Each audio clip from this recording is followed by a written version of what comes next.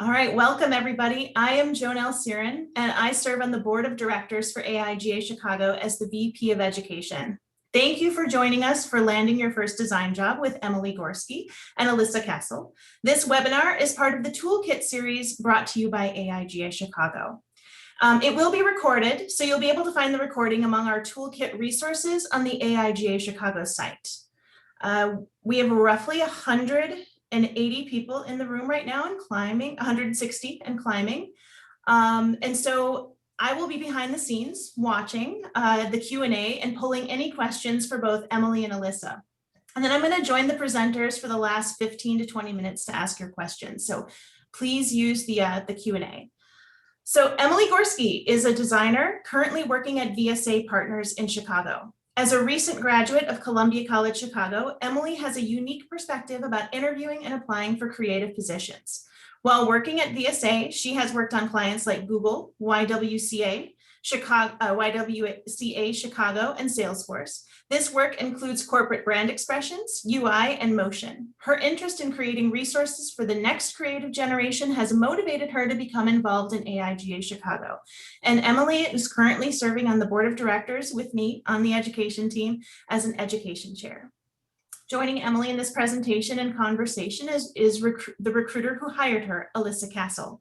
Alyssa is a talent acquisition professional and founder of a career development community and services, Do Work. After a short stint in copywriting, she spent over 8 years significantly impacting growth in the creative recruiter and talent lead roles by helping build diverse strategic teams for agencies in Philadelphia, Chicago, Minneapolis, San Francisco, and beyond. So please join me in welcoming both Emily Gorski and Alyssa Castle. Hi. Hi, everyone. Thank you so much for your time and space and energy in joining us tonight. We really appreciate each and every one of you. Yeah, I'm Emily and this is Alyssa, and I wanted to thank Alyssa for joining me tonight. I don't know if I could do it without her, so really glad to have you here, Alyssa. Thank you so much. I really am grateful that you extended the invitation. It is my pleasure to be here. It'll be fun. We'll have, a good little hour sesh. We'll just dig in, get weird, and hopefully people will take at least one nugget of knowledge away from this. Here we go. So I did want to go over the schedule with you folks. Just let you know what is coming at you. So we started with our welcome and introductions.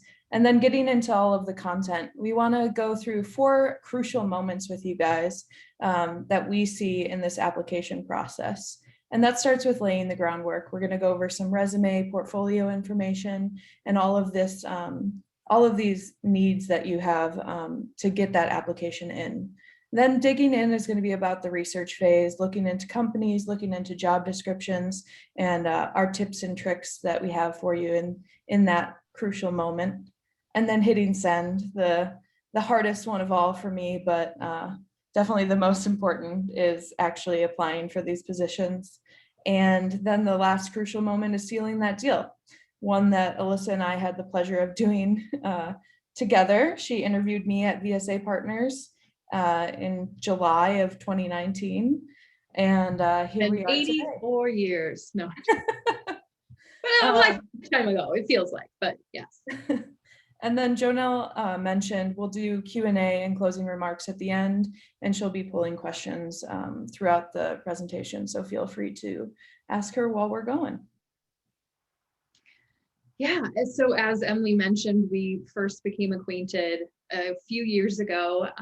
I believe that she had a similar instructor with a current senior designer who was at VSA Partners at the time, who originally had come across her portfolio and he flagged it over to me. I think there were at least 3 other ways that somehow her resume and portfolio came across my desk, which I'm very, very happy and grateful. But yeah, it's an interesting dynamic that the two of us, kind of wondering like, well, why these two? It's an interesting dynamic that we have to share with you today as, more of an open kind of concept conversation. We want this to act more as kind of like a podcast back and forth. We'll kind of work off of each other and allow, kind of more of an organic conversation to take place and move forward. But we just think it's really unique and interesting that both myself on the recruiting side of the table and Emily as the applicant, interested, talented designer and eventually employee of VSA Partners were, able to kind of go back and forth and have these conversations of how was this experience on your end? How was this on my end? And, hopefully we'll meet in the middle and be able to share some good that came out of it. Yeah. So should we dig in? Let's do it. Let's get in there. Lay the ground. I do want to mention that there is no magical equation we're going to give you on the talk tonight about how you land that job. But from our perspective, there's things that I wish I would have known when I was in your shoes and applying to these jobs, and things that made the process easier for me, and things that Alyssa has told me now that could have improved my time back then. So anything that can help you in this process, we hope to give you in this presentation. So for laying the groundwork, resumes, portfolios, and cover letters, they're extremely important, but there's a good chance that everyone on this call has some sort of those completed or in the works. And we just want to give you some details to button up and some advice on those things kind of at a high level. This toolkit series actually has 2 other events that I highly recommend about writing and designing a resume, and then another one about building your project case studies for your portfolio. So I recommend going to the AIGA site and seeing those, but on a high level, we'd love to get started in a resume with you guys and kind of show you where we're at with those. All right, so this is my resume as I applied to VSA 2 years ago, and there are things I would change, but it got me in the door, and it got me that interview with Alyssa, and that's the job it needed to do. As Alyssa, I think you've said before, right? Yeah, it did the job. It's fine. No, it's great, and I think what stands out to me as some good things to speak about and discuss on this is, first and foremost, it's thoughtful. It has thoughtful design that is put forth and, into its creation. It's clean, it's easy to navigate. It is one page, which, I will say over and over again, as someone who is starting out or even just early in your career, really, really try to pare this down to one page. There's really no reason that it needs to go beyond that until you get to about, 5, 8, 10 years further in your career. This is kind of, in my viewpoint, this is your ticket to ride, right? So this is kind of a opportunity for you to land an interview and nothing more. This is not something that should serve as reasoning towards getting a job or landing a job. This is just, this document exists to get you an interview. And I think that that's really crucial to keep in mind, so that you're using this as that kind of like baseline ticket to ride. And then your portfolio offers this visual support that backs up what you're saying you've done, where you've been, how you got there, and all of the other things that are kind of interesting, and interest to you. So, yeah. That's kind of my first takeaway from this is I appreciate that you, at the very basic level, used strong and smart typography, which is kind of, a very minimal but very important concept to I guess. You gotta tick that box, Yeah, good typography on a resume when you're applying for creative jobs, for a design job specifically. And there's something we were discussing, which is good design should have a purpose. And that's kind of our first bullet here. Things on your resume should have a purpose for being there. If it doesn't have a purpose, I would leave it off. I look at my resume 3 or 4 years before this one that I made, and it's got, you know, a half a page of blue, and it's very design heavy, and it's got personality, and, you know, there's a time and place for that. And I think that there's a perfect balance in there of how much personality you can show. I know a lot of people like to make word marks and logos for themselves and have a full brand on your name. And personally, I think that, you know, the resume is just, it's not something that I want to put anyone off. I want this to be very informational. I want there to be clear hierarchy. And for me, that was the most important, rather than spending time on a color palette or a logo for myself, which, as a lot of designers know, would have taken forever because I would want it to be perfect. So I forego that, and I just focused on typography, and it's a great place to show those skills. And, you know, just a few things to call it as well. I like that you decided to leave off of, you know, a photo. I know people go back and forth about should I, shouldn't I? I think, you know, leaving off any of the illustrations, you know, keeping it to a very broad, minimal color palette. I like that you decided not to include a summary. A lot of people feel like they need to put a summary on there, which takes up such valuable real estate. That's very precious on one page. You don't need to have your home address, and, you know, just making sure that it's saved out to a PDF is really important. Having hot links. I think one of the things I would call out on your particular resume here is that I would have liked to see you, you know, say Emily Gorski designer, so that, you know, I didn't have to dig in and kind of find that information on my own. And I'm sure that you did have your portfolio and contact info on here prior, right? Yeah, it's at the bottom, and I cut it off for this presentation, but it's definitely there. Cool. But I would love to kind of get in and dig into this resume and the things I would change, because I think that, you know, we're presenting it to you all, but it's by no means the standard that you should hold yourself to. You know, you can always do better. Your resume can always be touched up a little bit more. And there are things I would change about this. You know, Alyssa and I have discussed whether putting my bartending and serving experience was best for my position in, you know, going for designer roles.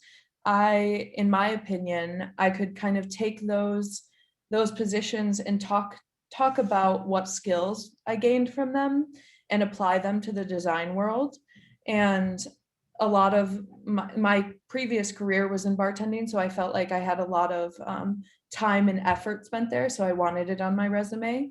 But in a lot of cases, it's better to just put your design jobs, even if they're just internships or projects or directed studies. So I think that, you know, if you have a really good reason for having it on there, it's great.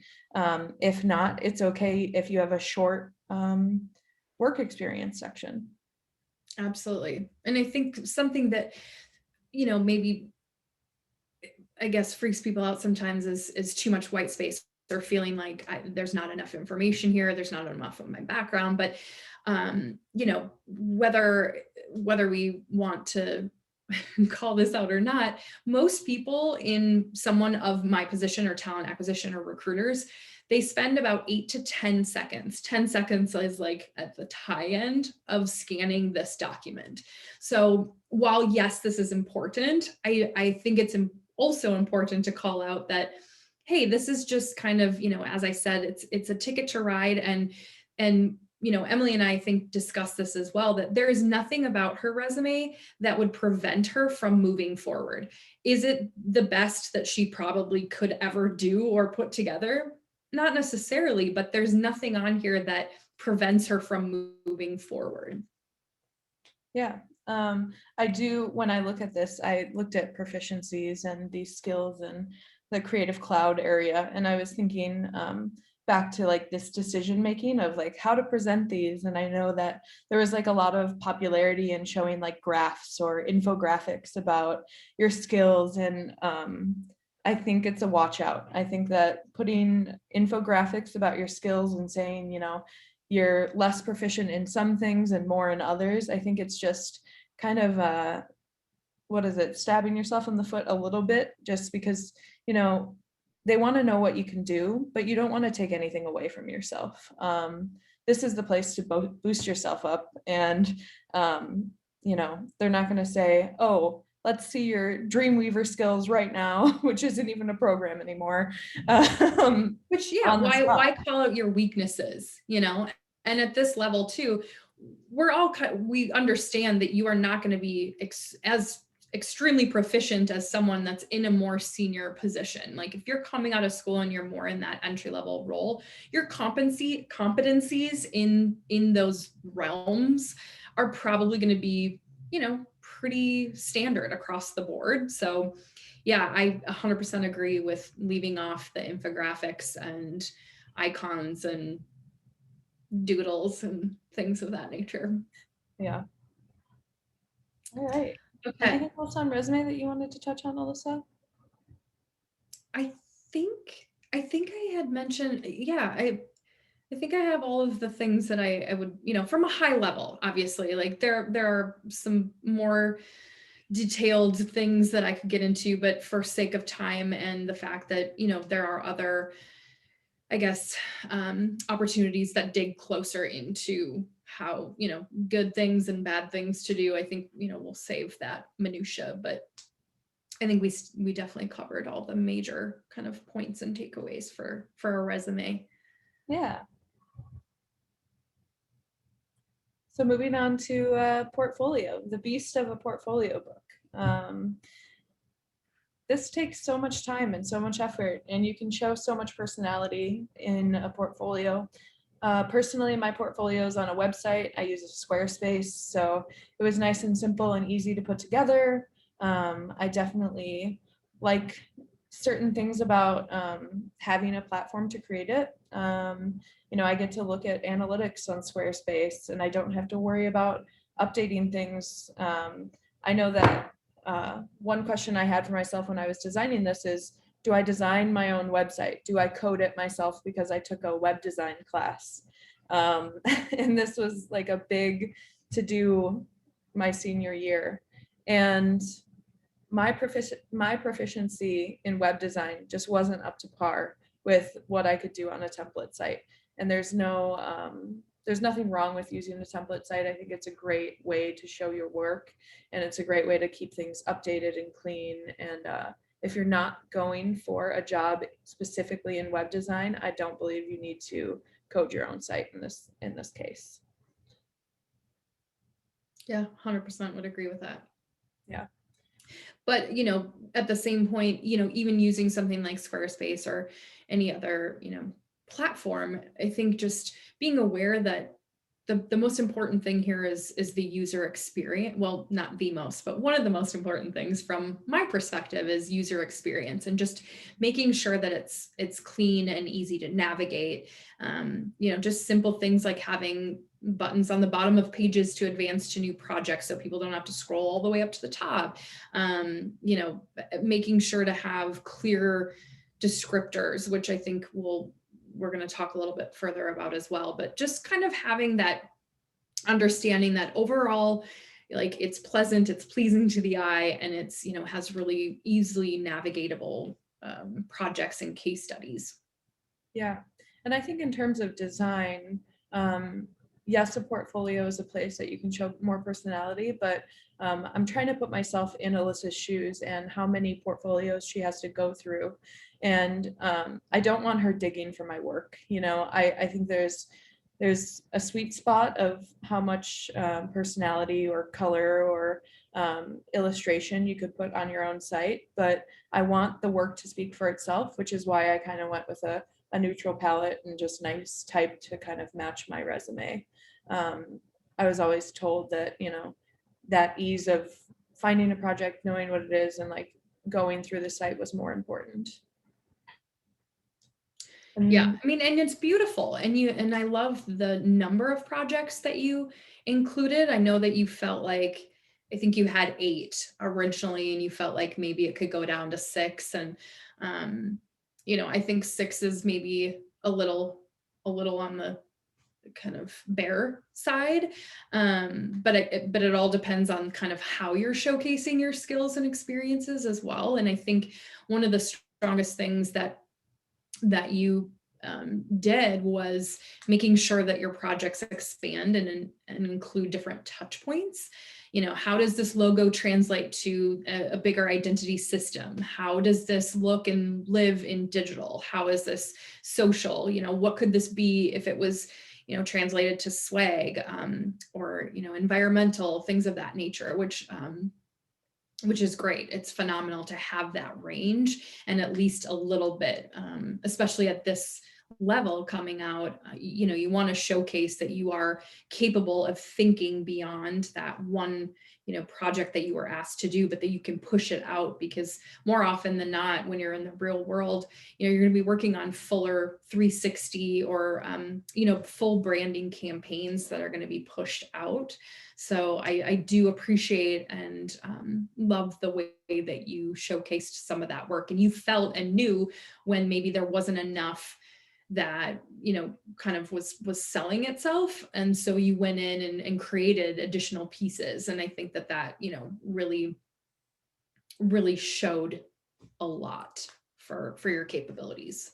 Yeah, and that actually leads me to a question for you, Alyssa. So, a lot of us going to similar schools in a similar area in this design community, you're seeing a lot of the same projects. So, who didn't really have a wine bottle or some sort of packaging product from their college work? But have you ever noticed like the difference between, you did this for class, there's, XYZ, there's like 4 deliverables or 6 touch points, and then you can kind of tell when it's like stepped up to that next level and a little bit more cohesive?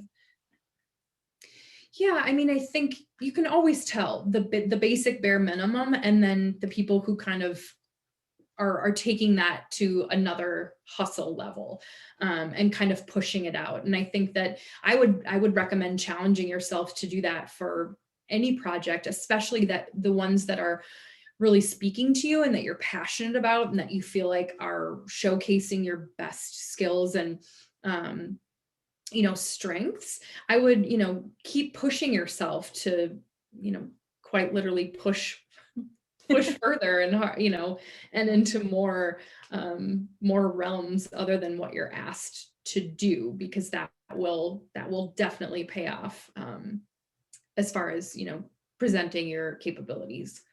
Yeah.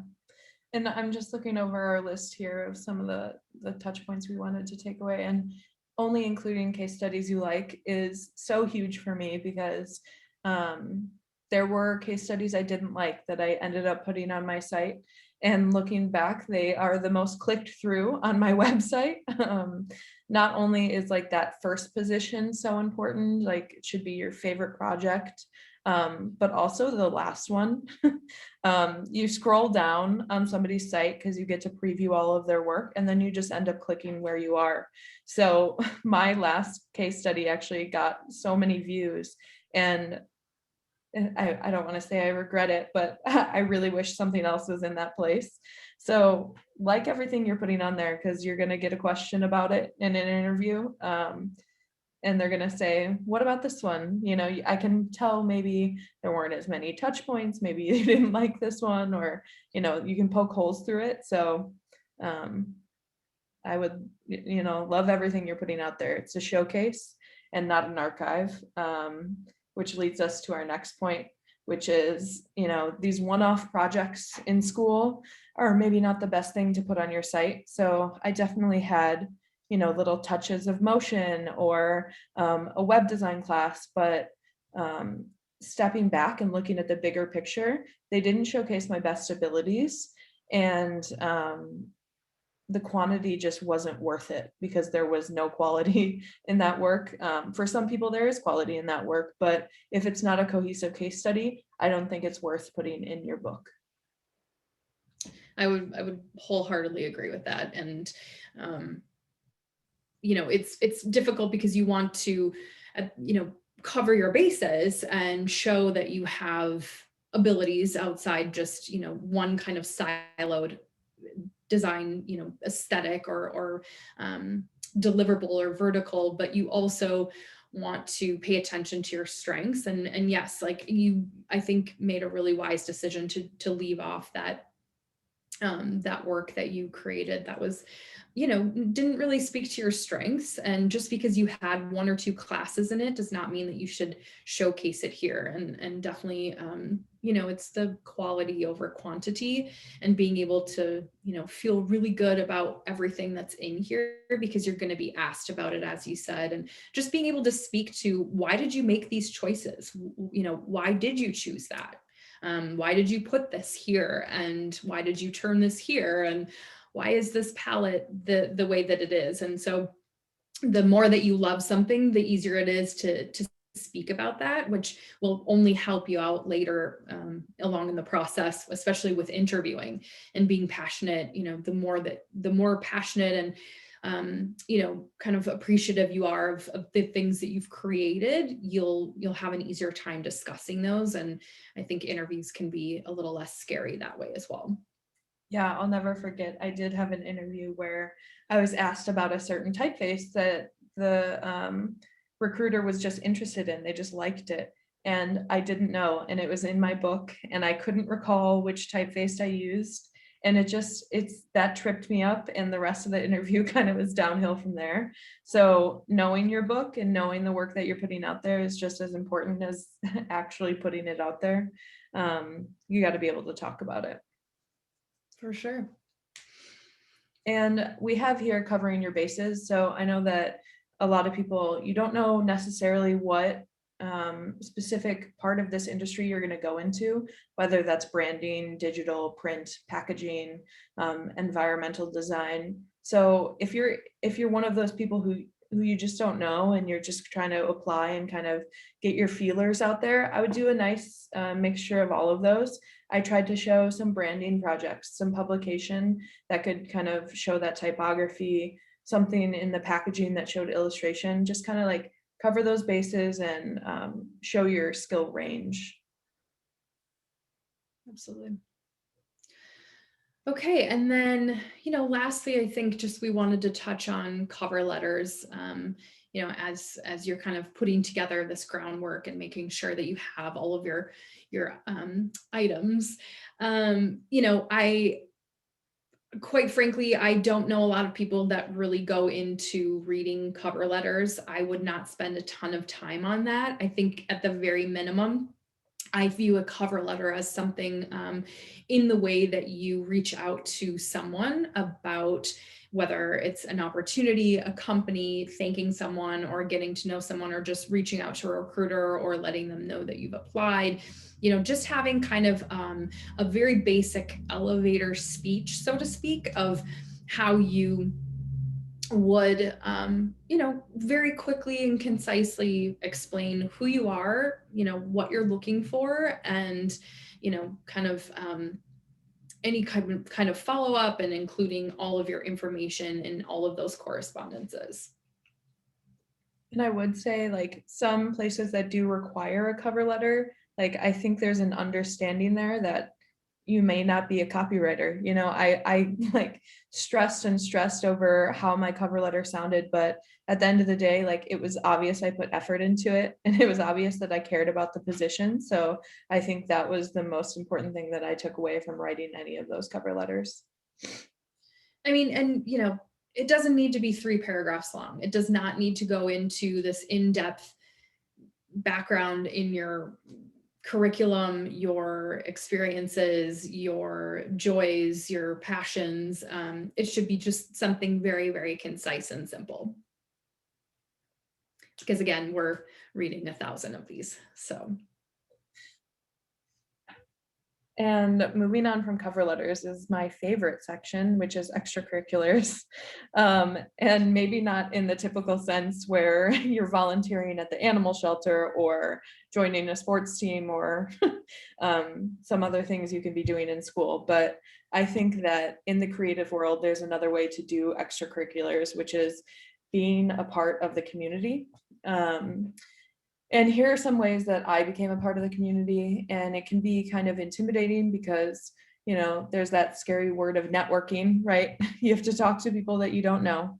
But in some of these events, it's just a little easier, and I have some advice on how you can kind of tackle that without being scared of talking to new people. So one of my favorites here is actually an event that Alyssa also went to, which is Space Becomes You by Some Odd Pilot, which is a agency here in Chicago. And I was just walking down the street with a friend, and we saw a sign about this gallery opening, and we walked upstairs to Some Odd Pilot, and coming inside, somebody just like started a conversation with us, which we were lucky enough to have that. But the first thing that people ask me is like, where do you work? You know, you're in this creative area, so you have some interest in it. So like, where do you work? And, you know, Nick and myself got to say, you know, we actually just graduated and we're looking for work. And that prompted us to get a full tour of some Odd Pilot's like office space and meet somebody. And, you know, if I had applied there, I could have flagged my resume because I met somebody at a gallery, just, you know, on a whim. And it's those kind of connections that can like really lead you somewhere, because this community is small and people want to help.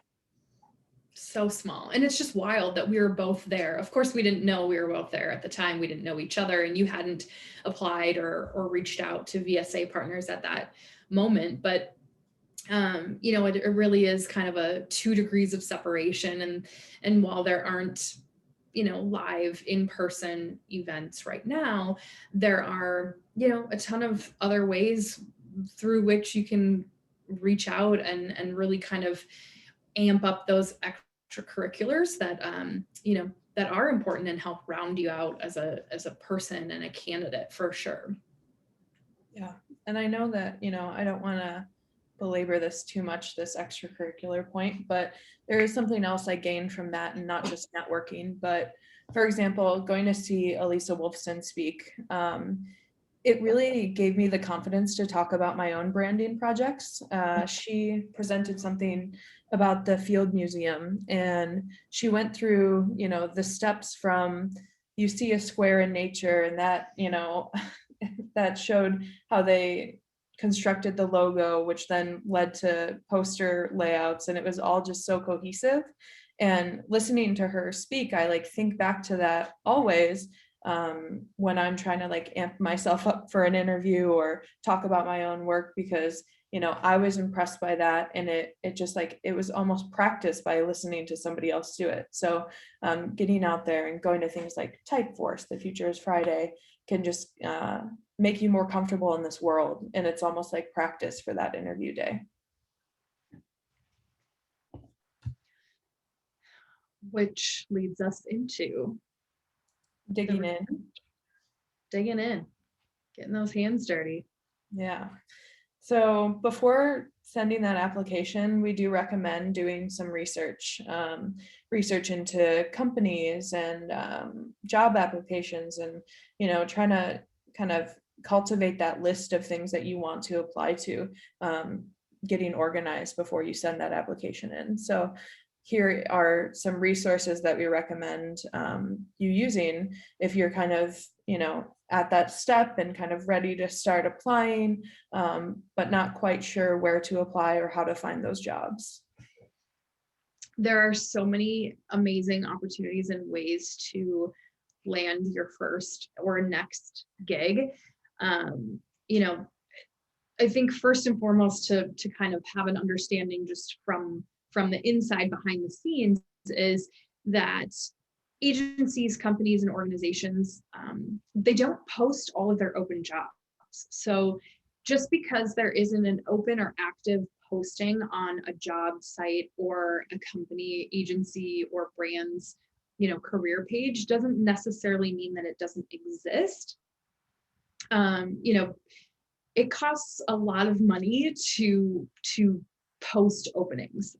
You know, I think that just a single job posting on LinkedIn, depending on, you know, what type of access you have, but it's around $300. Working, not working, I think is like $175, you know, and other charges for specialized job postings and boards. So there's a budgetary, I guess, awareness first and foremost. So it's about kind of understanding what that budget is, and then also understanding what kind of the hierarchy of talent needs and openings, currently exists. And usually it's, top priority positions that are like red hot, we have to get someone in here. They're going to be posted before something that is, yes, we are hiring this position, but we're not going to post it. We're not going to have it live yet until we get some of these other more important and pertinent hires, in the door.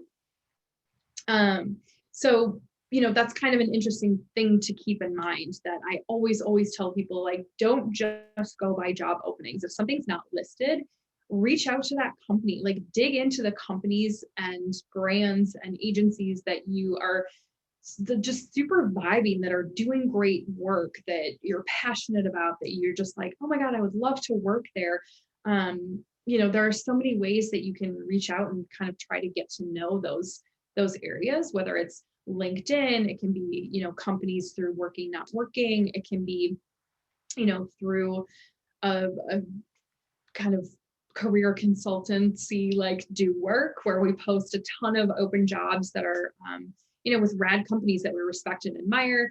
It can be through, get on Clubhouse, get on Fishbowl. Fishbowl is amazing for the sense that you can hear an insider's, and by hear I mean read, an insider's take on certain companies. Like, people who legit work there will tell you and leave feedback about what actually it's like to work somewhere, and what does that look like, what does that mean. So just keeping in mind that there's this active way to reach out and do that research before I would even drop my resume or portfolio into like an open kind of position that I come across on their website.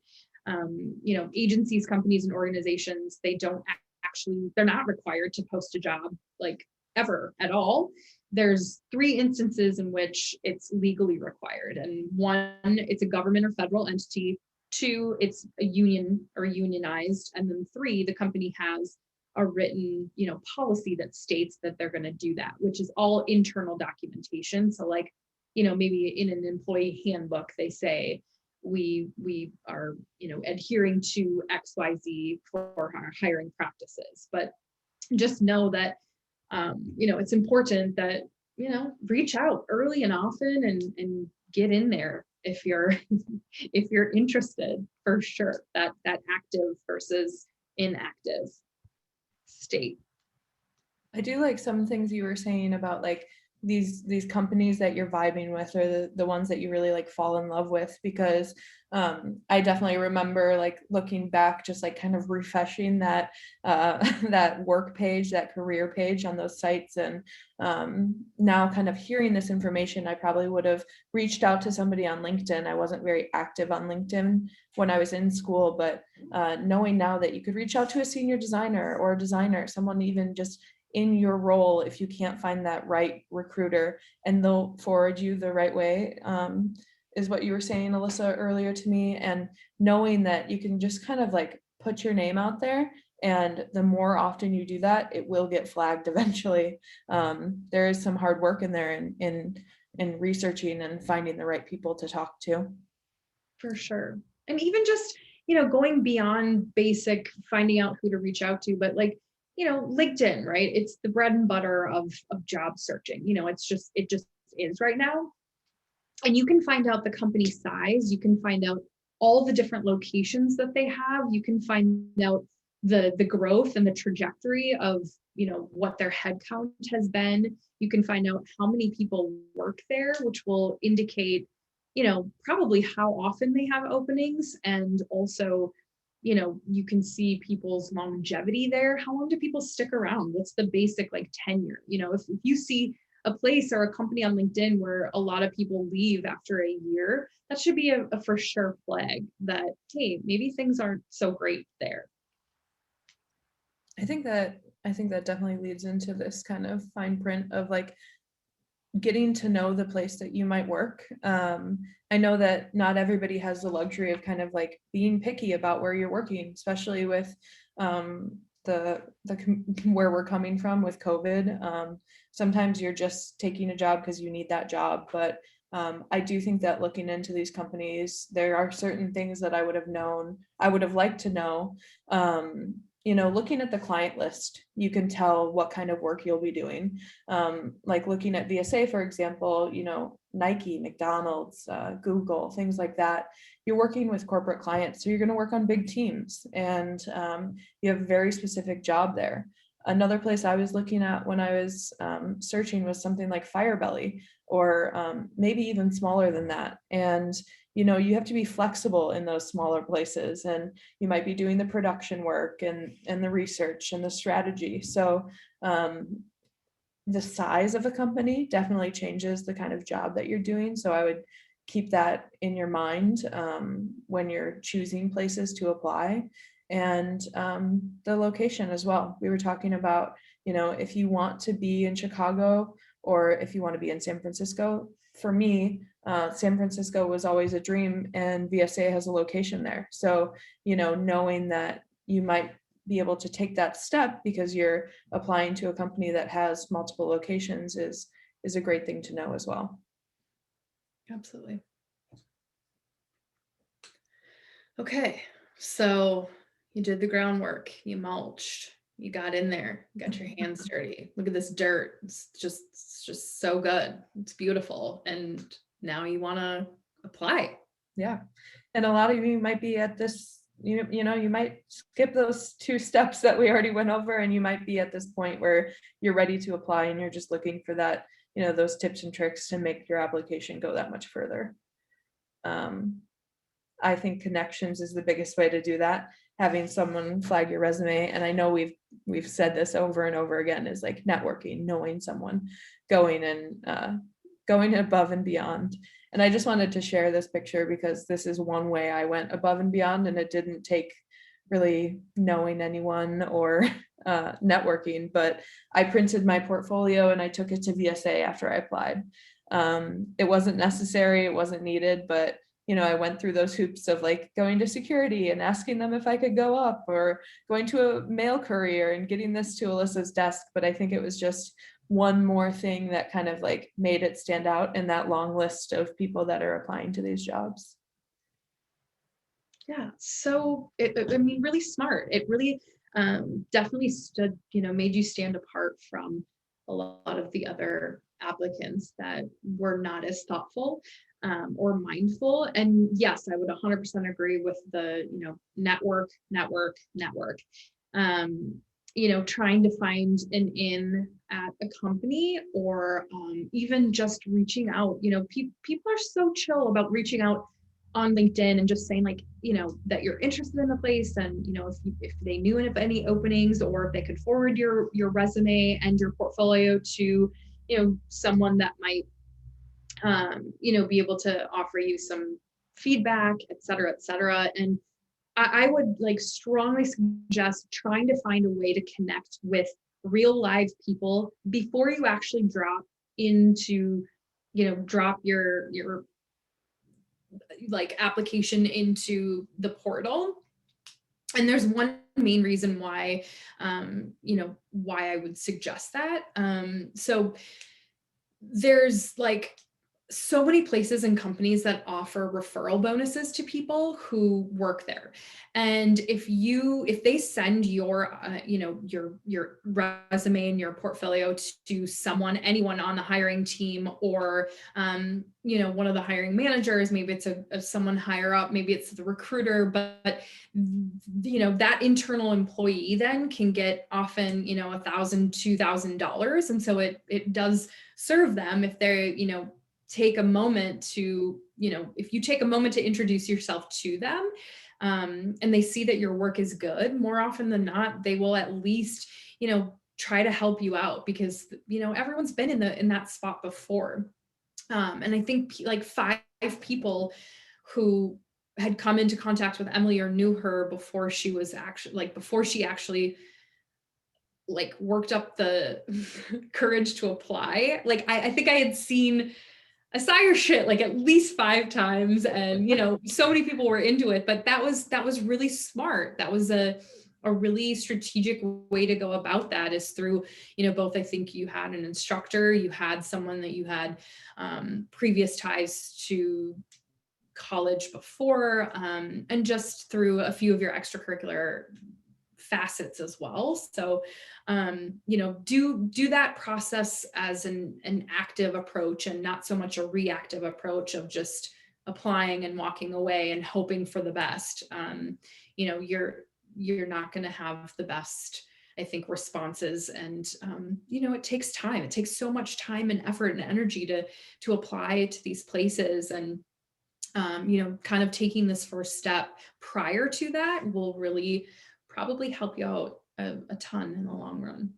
Yeah. And I think that one thing is, like, I totally know that you might not have the luxury of having a teacher or somebody who knows someone at that company, but this world is small, and your hairdresser or the person you work out next to, you never know who has a connection. So talk about your work if you're passionate about it, and those connections might pop up out of nowhere. Totally. And then finally, sealing the deal. This is the fun part. This is the intimidating part. But something Alyssa said to me when we were putting this together was, you've been vetted. You've been Fully. vetted, and they Fully know you can do this job, and they just want to get to know you. And this is, this slide might look a little funny, like, why is there a drink? Why is there a cocktail on this slide? But it's a part of me, and it's a part of getting to know me. And I think that the things I talked about in my VSA interview that I felt went a long way with some of the people I was talking about, I listened to them, and I listened to what they were reacting to. So it says landscape architecture on my resume because I went to the University of Illinois and studied that for 1 year. And it could just be a blip that people go over and don't want to talk about, but I saw some interest in one of my interviewers, and we dug into that. And I told them how those skills could apply to design and what I got out of it. And it's the same thing with bartending. Somebody saw that on my resume and asked me about it. And it taught me personal skills and task management and organization. And, I'm passionate about both of those things. So I think that is also really interesting for somebody to take away from an interview is, are they passionate about things creatively and not just in the design world? Because the design world is what everyone has in common when you walk into that interview.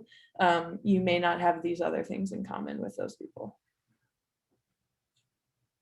And this is the stuff that really sets you apart. It's, it's your weird, like your own personal weird. Like, I want to see how you get weird outside of your curriculum. Like, what have you been creating? What have you been doing? What have you been, photographing? Just a lot of those things that really show that you're a real life human being outside of, your design work.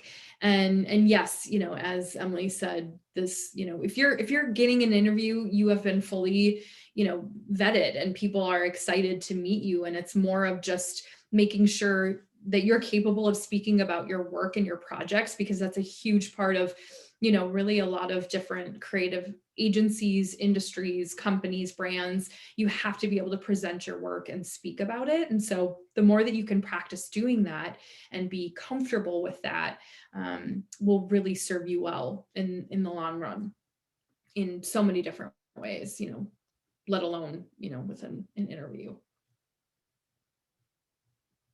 And we want to just wrap up a few points to remember, but we will go on to Q&A after this.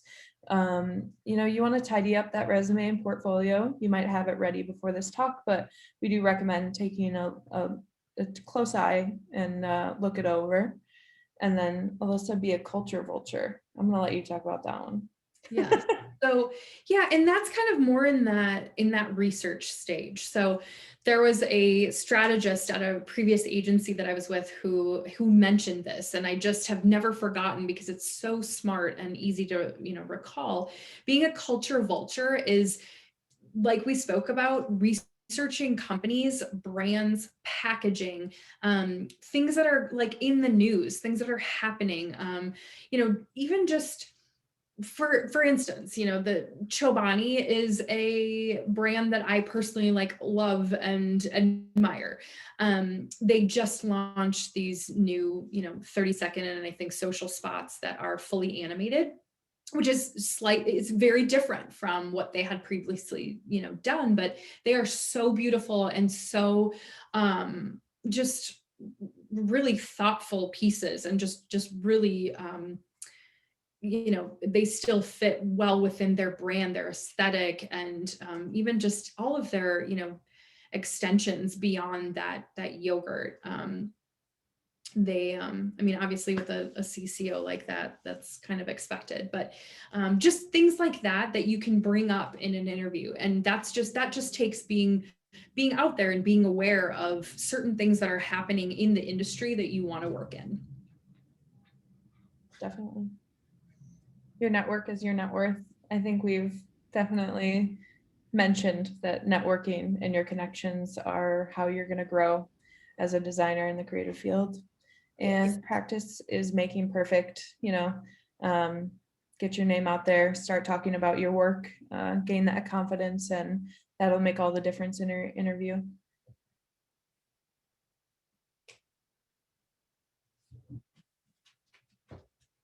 All right, that was wonderful.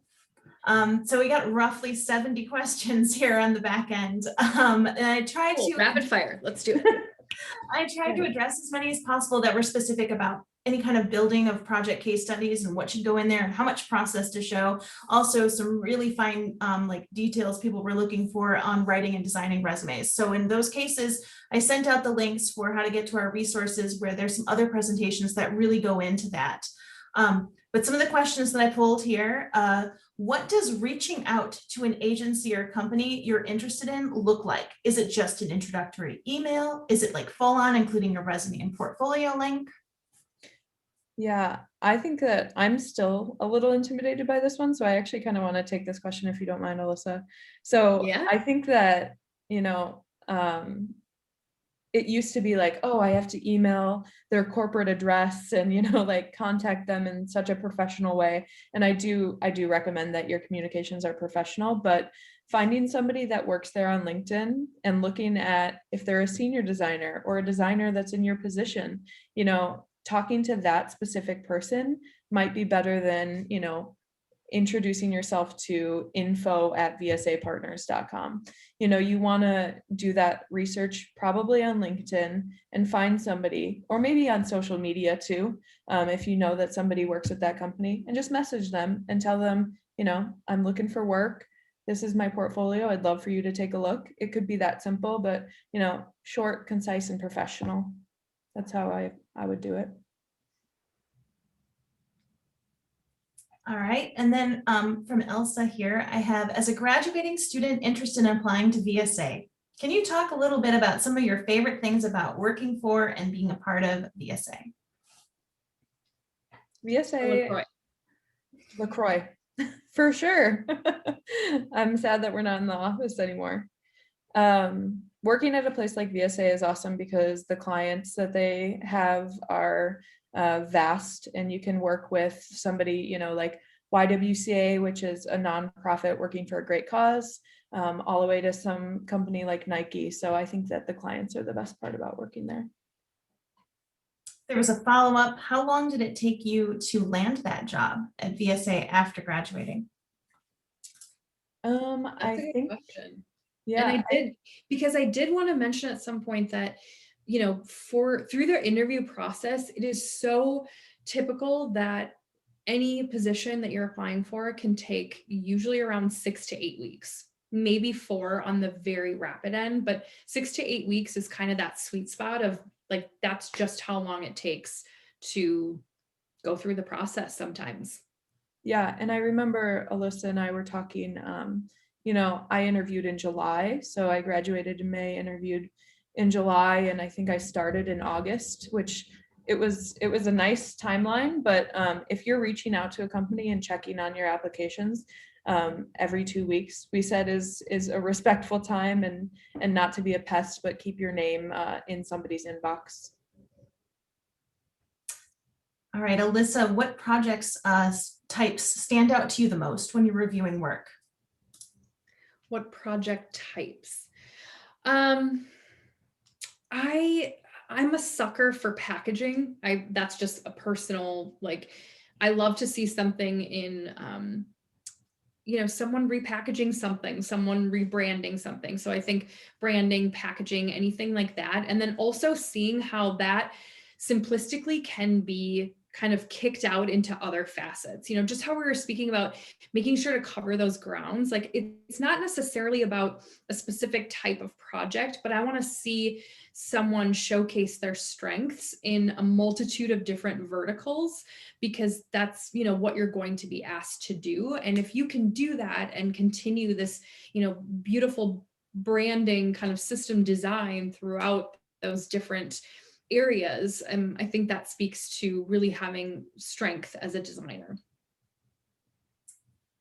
Right, and David asks, should you tailor your portfolio to the places you're applying to? Alyssa, do you look for that? I wouldn't do that. You know, if you're a designer and you're coming out as a designer, you're going to have time to start tailoring your portfolio toward what you're naturally gravitating towards. So like, I feel like that's something that's going to naturally happen the more that you know, start working and getting out there. You'll find your strengths and things and areas that you excel in. So I think at this level, when you're kind of landing your first design job, you want to show that you have capabilities that are kind of in those quintessential areas that we were discussing. And then, you know, from there, you'll find your niche, and that will start to, you know, kind of be branded towards some of those maybe more specialty areas.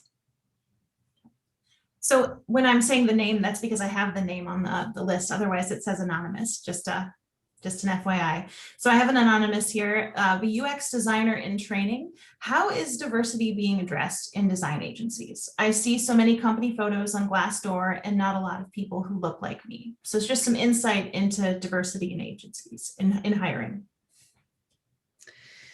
Wow, I mean, that's a pretty, you know, we could discuss that question for quite some depth, but I know that, you know, I'm no longer at VSA Partners, you know, I'm on my own. And so it's difficult for me to speak for other companies and agencies that I'm not a part of. However, I have seen a lot of awareness and acknowledgement that what everyone has been doing hasn't been enough.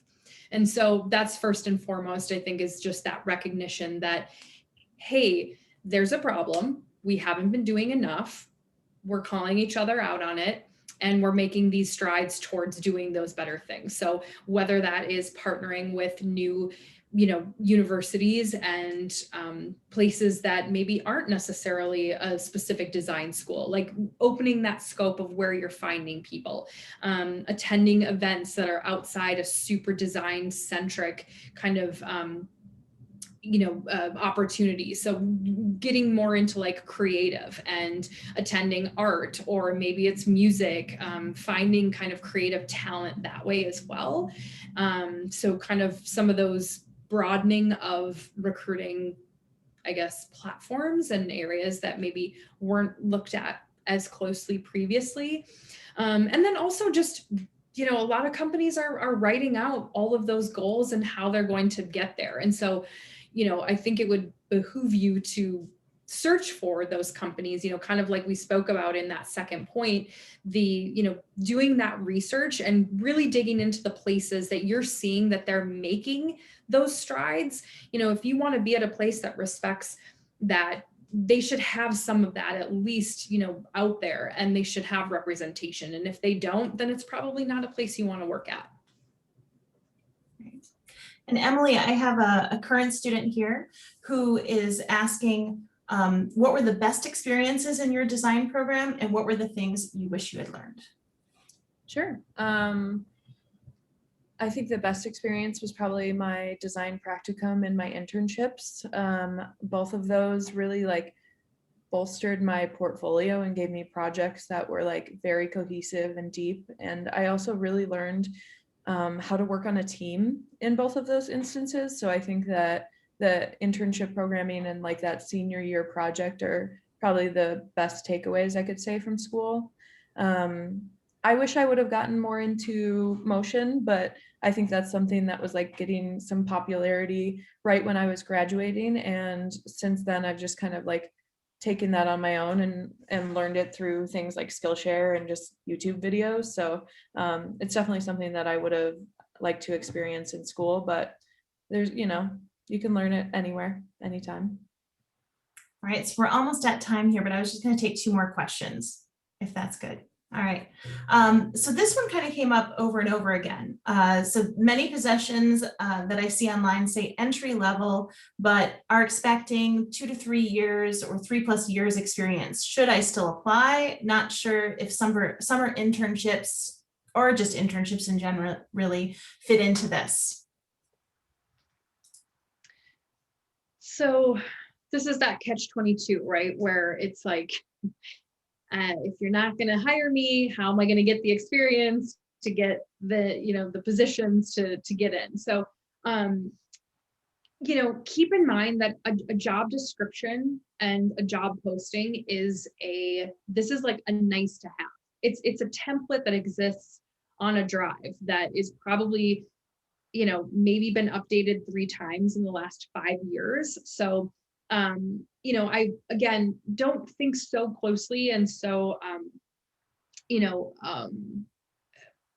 I guess like at heart for what specifically a job description has, I would focus on the company and the place. And if they have a position that's open with 2 years of experience and maybe you only have 2 internships, well, then I would, instead of just applying, I would reach out to the job poster or the recruiter and say, hey, I came across this position. I'm not quite at that level of experience. Is there any chance you guys would be open to considering someone with a little less than that? If so, I'd love to be considered, and make sure that you're, have all of your information, your email, your portfolio, and, your resume for contact info. But use that as an opportunity to reach out and just ask those questions if that opportunity exists or not. You can't just take a job opening on a job board or a posting as like, Bible. I want to add to that because I think I had the same question a year or so ago, and I kept refreshing pages of my favorite agencies to like see if that job would open, and I didn't really think from the other perspective that that opening that job is opening you up to reviewing more resumes, and it's financial for the company. So I wish I would have reached out or even just put in that application for that entry level and just tried, because it doesn't hurt to put yourself out there more often than not. Great. So for our last one, I got this about 10 times. What advice do you have to soon-to-be graduates applying to jobs during COVID? Yeah, I mean, I think that everything we said, but also it's difficult, but I think that, if you can show, let's say in a case study, how you're showing like strategy for a business that is running during COVID. I think the biggest like change that we had while I was at VSA when COVID happened was, all the clients kind of had to change their strategy with campaigns and branding and things like that. So if you can show some casework where you thought about COVID and you thought about like the current climate within your design and there was strategy behind it, I think that can be helpful. But I also know that it's a tough job market, and sometimes that doesn't go far enough. And I will say that, have hope and be positive, think positively, because I'm already seeing the market is changing a ton. there have been like new positions opening now that it's like hitting Q2. Like there are so many more opportunities, so many more places are opening new roles and experiencing growth and open to now building back up their teams. And then second, there is an advantageous like opportunity here that most people are work from home. So a lot of places that maybe only looked at local candidates, you now are open to, because so many places are like, hey, you can work from anywhere, it's remote. And many places are considering candidates from all over instead of just in a certain city. And so, use that to your advantage as well, that, reach out to places and again, those companies and opportunities that speak to you that, maybe you wouldn't have or couldn't have gone after before if it was in person. Yeah, I 100% agree. I was going to add to the answer to this question. My full-time job outside of AIGA is I'm an internship and career advisor at Columbia College Chicago, specifically for design majors. So all week long, I'm pulling and curating a list of opportunities, and the growth of that list and the sort of silver lining to all this for people looking for opportunities is that the remote opportunities are aplenty. There is no shortage of design opportunities right now.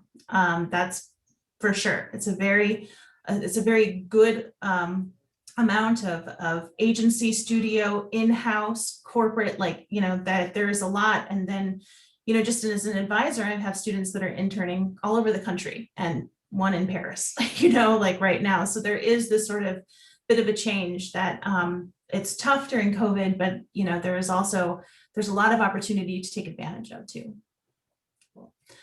All right, so we're at time. I want to thank you both so much for the presentation and conversation. I believe you offered a lot of insight into both sides of applying and hiring in the industry.